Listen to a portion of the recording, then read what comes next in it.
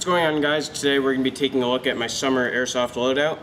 This is what I'm taking to Operation Bad Blood and generally any summer game.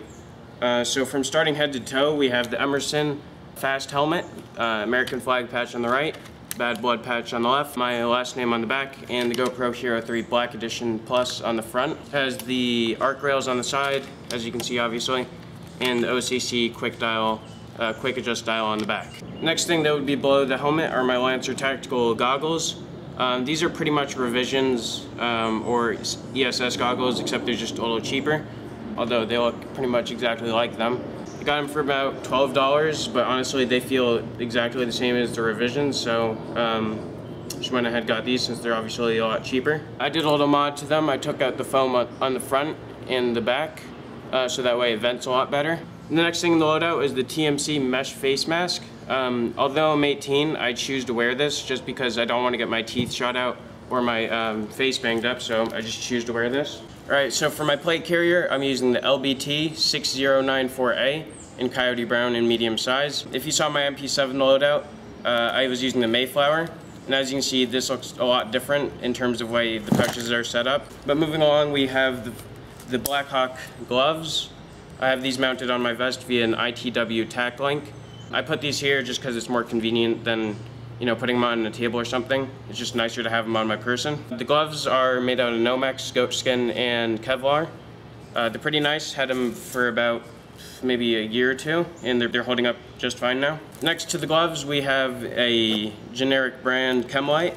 Next to the Chemlite, we have the First Spear admin pouch in Coyote Brown, obviously. In here, I keep the Leatherman multi-tool. This is the Leatherman Kick. I don't currently keep anything in the main compartment, but when I go to Bad Blood, there will most likely be maps or something like that in there. On top of the admin pouch, we have my name, Snyder. Moving down a bit, we have the magazines. These are mounted in a Blue Force Gear triple mag shingle. And below that, there is a LBT triple mag shingle. For the first row, I keep 2 KWA midcaps, 1 Magpul midcap, and 3 Airsoft Elite 120 round midcaps. And I keep 1 more mag just in case if I need it. It's off to the side, but it's just another Magpul 120 round midcap mounted in a tactical Tailor single M4 mag pouch. Moving along, we have the Cat tourniquet. This is mounted on my HSGI blowout pouch. To be honest, I just have the tourniquet there to look cool. Probably won't ever have to use it, hopefully, but it kind of looks cool. Inside the blowout pouch, we have medical shears. Here they are. Inside the main compartment of the blowout pouch, we have a single Band-Aid, a few alcohol prep pads, quick clot, another alcohol prep pad. Moving slightly to the right, we have my HSGI utility pouch. In here I just keep a King Arms like 200 round speed loader and a extra GoPro battery. And I usually keep a pouch of SD cards in there, but now that I use a 64 gig SD card, it's not really necessary. Moving to the far left of my rig, we have the EGL dump pouch. This one rolls up. All you do is just fold it, and then there's a Velcro piece that just hooks on like that. Pretty sloppily done, but you get the idea. On the back of the rig, we have the Tactical Tailor admin pouch. I just use it for a patch surface. I don't really keep anything in here, but I just keep my last name on there, just so people know who I am when they're looking at me from behind. And just to prove to you that this is a genuine LBT, there's the inside. Moving along, we have the Rothco tan shirt. Just a t-shirt, really nothing special. For pants, I'm using the 511 Tac Light Pros. These are 65% polyester, 35% cotton. So when they get wet, they don't really stay wet for too long, which is nice in my opinion. And they're a lot lighter. They have tons of pockets, including an integrated cell phone pouch, a knife pocket over here, a little D-ring for hooking on carabiners, and a strap on the back. I think that's also for carabiners, but nobody's really sure on that. Moving down, we would have the Hatch X-Tac knee pads. I decided not to use these outdoors anymore just because they fatigue my knees and legs, and honestly it's not really necessary when you're crouching in the dirt. since dirt is a soft surface and it won't hurt your knees. So I decided to switch these over for CQB indoor games. For footwear, I'm using the 511 ATACs 8-inch Coyote Brown boots. They're really nice boots, very comfortable, fairly inexpensive, but the only complaint I have with them, actually there's two complaints. They're not 100% waterproof, and also there's a couple holes on the inside, like where my heel goes on both of the boots, and that's just because my foot rubbing back and forth on the boots created a hole. So that's a con, and so is not being waterproof. But other than that, they're very comfortable, great desert boots.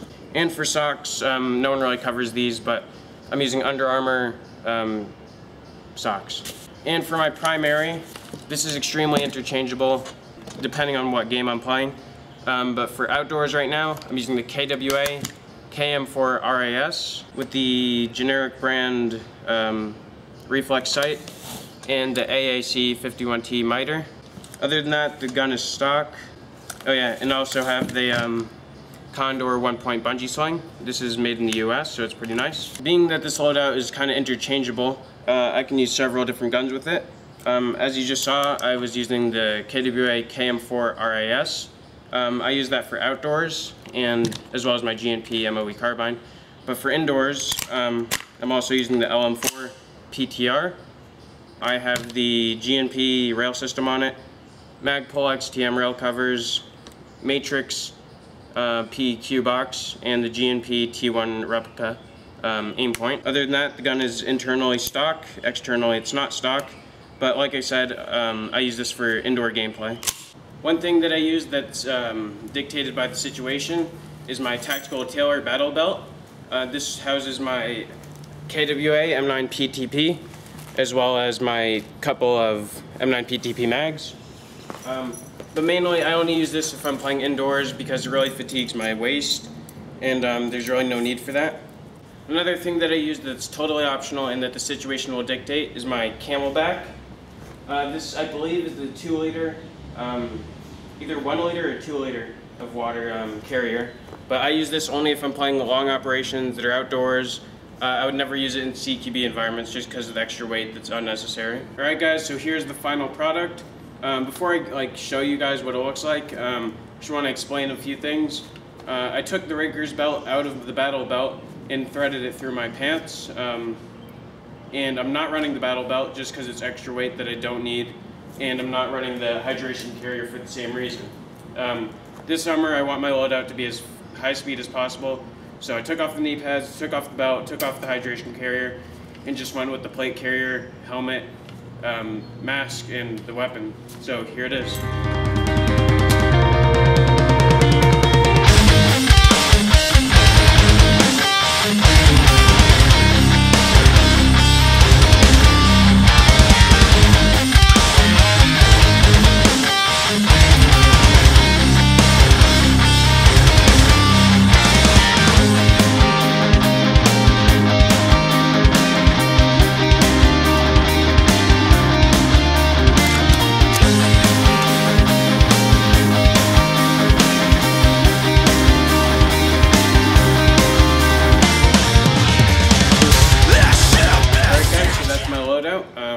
This is pretty much what I'm bringing to Bad Blood.